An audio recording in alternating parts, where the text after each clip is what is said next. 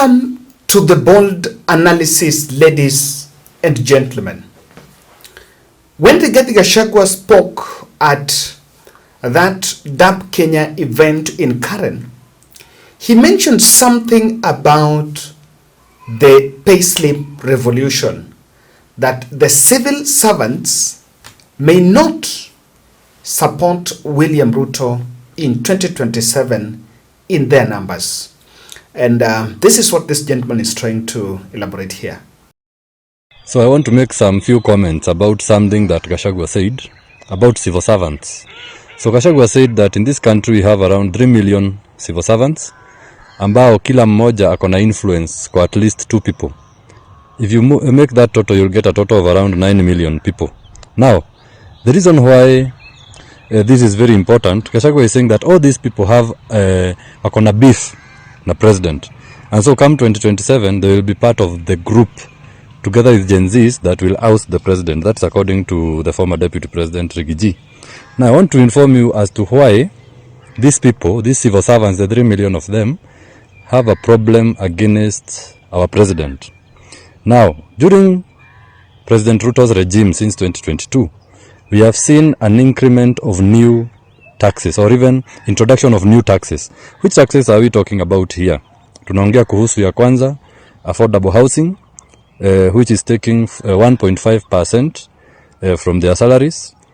He also introduced the social health insurance fund, which is also taking 2.75% of the civil servant salaries. Also, in the next month, we shall be seeing a doubling of the NSSF contribution from what they were contributing. And I want to even reiterate and say that, in fact, in some of these schemes, like the medical scheme, that is the SHIF, and the NSSF, which is the pension scheme, most of the civil servants have 2 of each. Wakona mbili za health, wakona mbili za pension. So already it is taking too much from their payslips. Now, these taxes have greatly affected the pockets of the civil servants. Because also, other taxes passed by previous finance bills, like the Finance Bill 2023, ziliongeza taxes on communication, mambo kama na airtime, internet cost. We also had a very high cost of fuel. We also have, in general, we even have very high cost of living. If you look at even some of the amounts people are paying for school fees, crazy amounts. Na hawa watu bado ndio wamefinywa in the other side, ya kwamba unapata mshahara mtu anapeleka nyumbani kitu kidogo sana.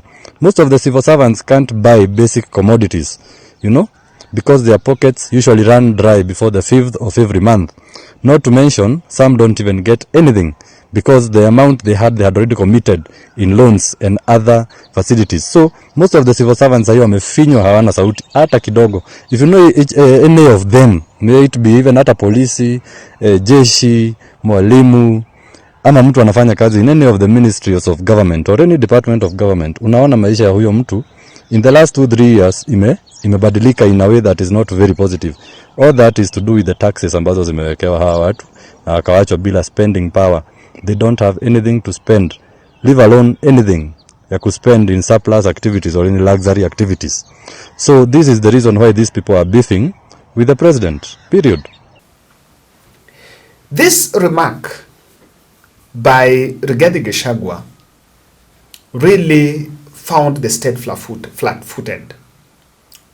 And of course, in attempt to debunk Rigathi Gachagua, there is a narrative that is being said, and I've had 3 politicians, that is Kabogo, Ali Kinyanjui, I don't know who else, and several others.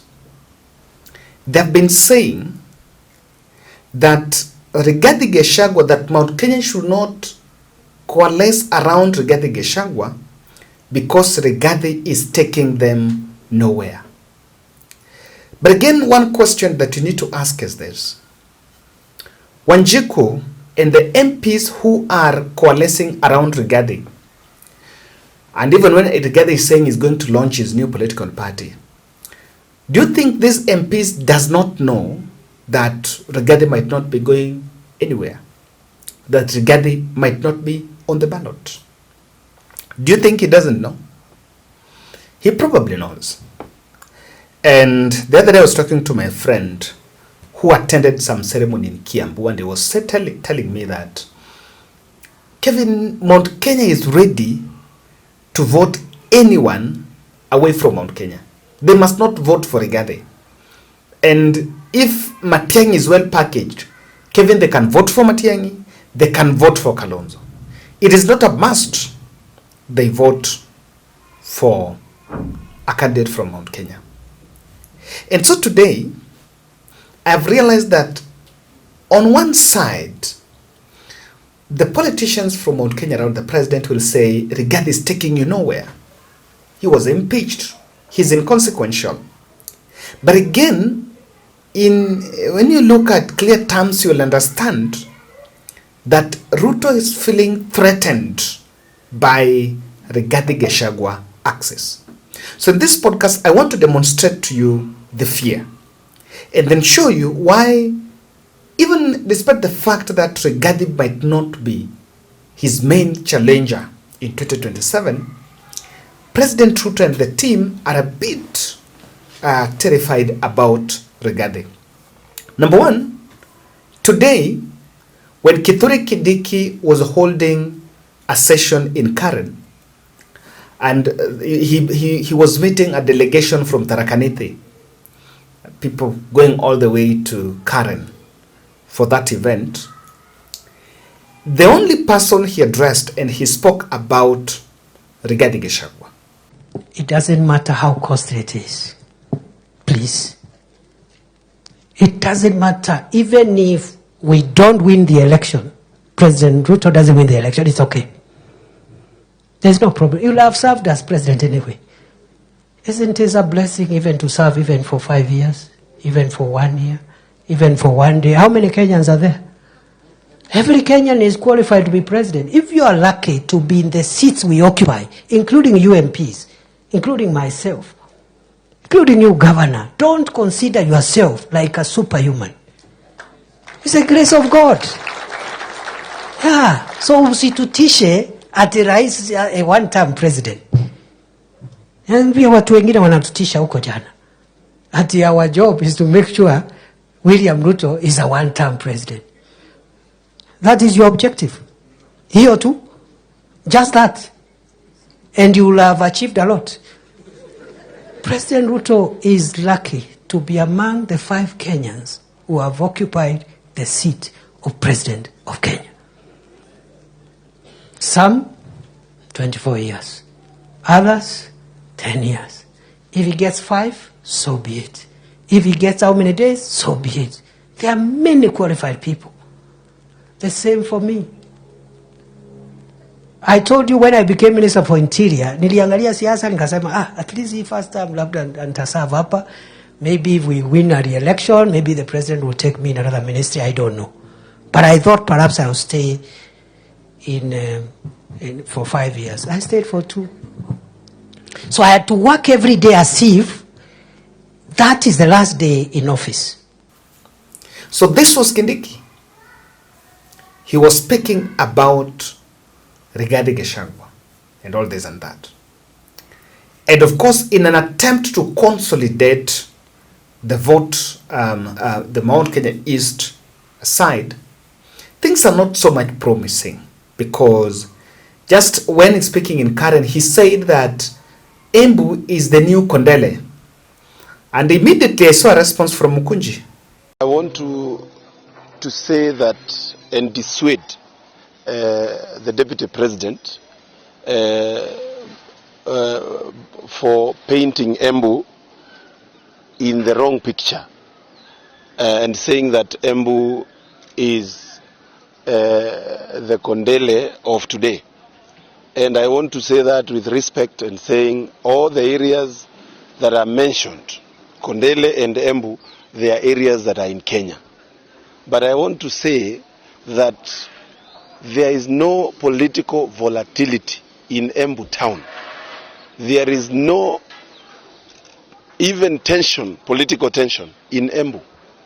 And whoever has advised the Deputy President that Embu is volatile politically has completely misled the Deputy President.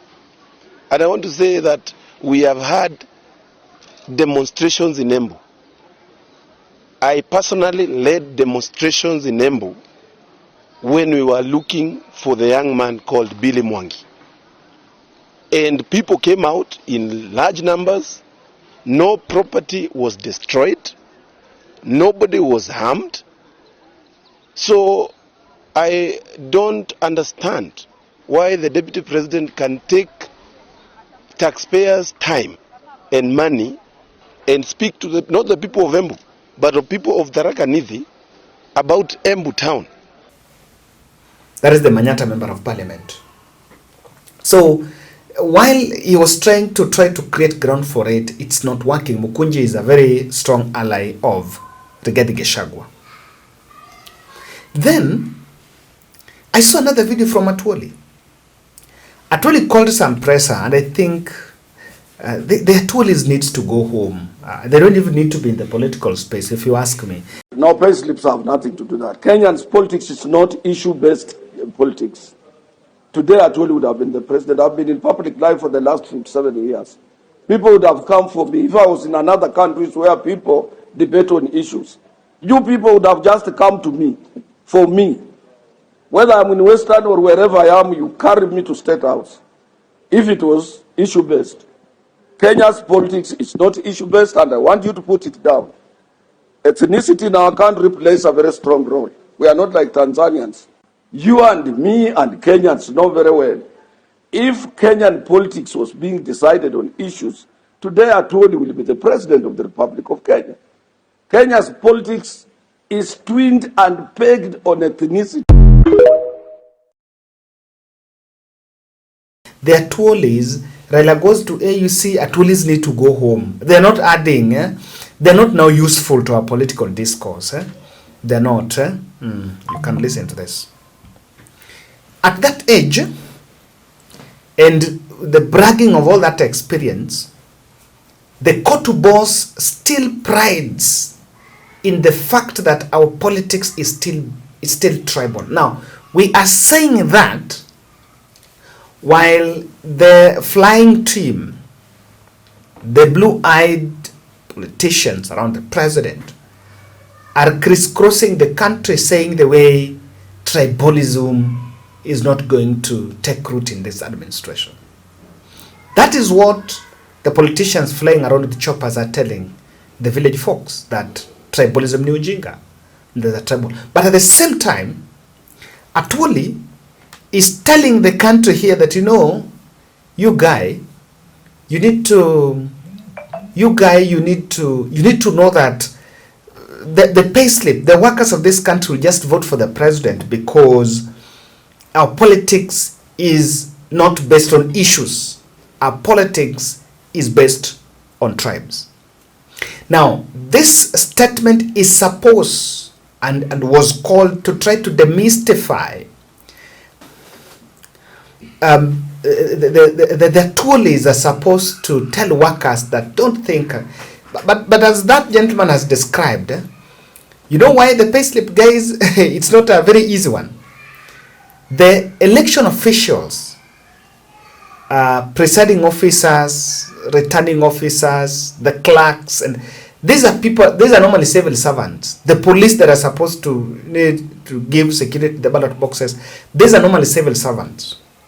Now, when they also want the best for the country, the level of patriotism that will be experienced in the next general election, even the fellows that believe they have the deepest end of the deep state to rig an election might not find it easy to navigate that space, because even civil servants are demanding. Today, Oscar Sudi is back with another, the bedrooms that he normally, the videos that normally do in his bedrooms, in the bedroom talking about Rigathi. Kwa hiyo bunge, hata kama mimi sio shabiki ya bunge sana, wabunge wote wanikataa, wasema ati huyu mtu ni mbaya. Sio, najiuliza maswali, there is something wrong. Nimeona jana wanaambia watu wa Mlemba ati mchunge sana, msidanganywe kama vile sisi tulidanganywa watu wa Mlima. Wao walidanganywa na nani wa Munyoro, mtu ya Mlima? Kama tulikuwa tunataka tupatie tu Mlembe chairman, tukipatia au chairman na viti mbili tatu hapo, ulikuwa unapiga kelele kweli. Sisi watu wa Mlima. Ati shares. Tukakwambia my friend, mawaziri 8-9 wako nyumbani. PSS zaidi ya 20 wako kwenu. Tugawe ingine kwa Wakenya au utaki. Sasa wewe unaweza chaguliwa na watu are you going to save them? Are you going to spare them? Na unaongea sasa, wewe unajidafanya sasa tunagawa kama wewe ni Mkenya. Wewe ni mkabila na wewe ni mtu hatari sana. You are a very dangerous man kwa hii Kenya. So wacha kuongea na wacha kuongelea William Ruto. Alijaribu namna yoyote kukufanya uwe mtu kwa kukuleta kiwango ya siasa ya juu. Lakini nimegundua kwa siasa inataka experience. Ulikuja tu one term MP mpaka umekuwa naibu wa rais. Wazimu ikakuingia, power ikakuingia. Unataka kusanya hapa, unataka kusanya hapa. Unauliza bilioni 10 na unajua vile tulipata inji vile iko. Wewe unajua maana bilioni 10 wa Manyoro? Wewe unajua bilioni 10 itatengeneza barabara zote za mlima na kila mahali. So Wakenya ni vizuri tuwaambie sasa zingine. Mimi siko ndaa tuongelee huyu mtu. Hatukutaka kumwaibisha kwa sababu yeye alikuwa naibu wa rais wetu. Lakini huyu mtu ni mkebe. Tena ya blue band. Wacha kudanganyana kupeleka inji ni kubwa kushinda mimi sisi wote. So wacha kujifanya tunafanya coalition hapo. Na William Ruto sio rika yenu kwa siasa. Yaani hata wewe unajua hiyo. Wacha tufanye kazi. Tulisaboli. Mwaka huu mambo inaenda kuwa mzuri. Tuliweza kulipa Eurobond. So you will understand. You can see the way people are irritated. And well, on one end you say this Rigathi is nothing. That is good. And I want you to compare the tone by Kindiki and the tone by Sudi. Those fellows are all talking annoyed, and you will understand. You realize one thing, and that is why I think the president will find it very difficult to handle Rigathi. Rigathi doesn't speak with a lot of anger, and he doesn't do much of emotional. But the way he packages, ukiele speech ya Karen, yani, lakini Rigathi si mchezo. Mimi nawaambia, you know what people normally say.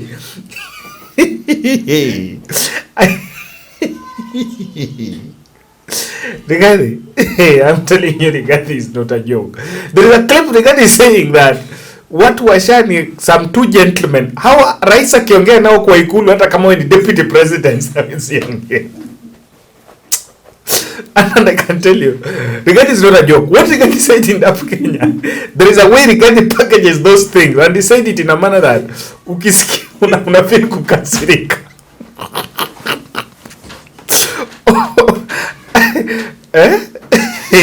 Nacheza na Rigathi. Yaani anaongea ile design ukisikia unakasirika. And what he has done, he's found a new way of annoying them. Is it things that happen na rais unasikia unakasirika. So indeed, Rigathi is not emotional battalion. But ni kama kikomedi na kanaingia, unaelewa? Packaging inaingia. So I want to tell you why that access, even as much as the president tries to say, you know, this man is weak, he's taking you nowhere, and you should not coalesce around him, but he knows there is a threat profile of Rigathi Gachagua.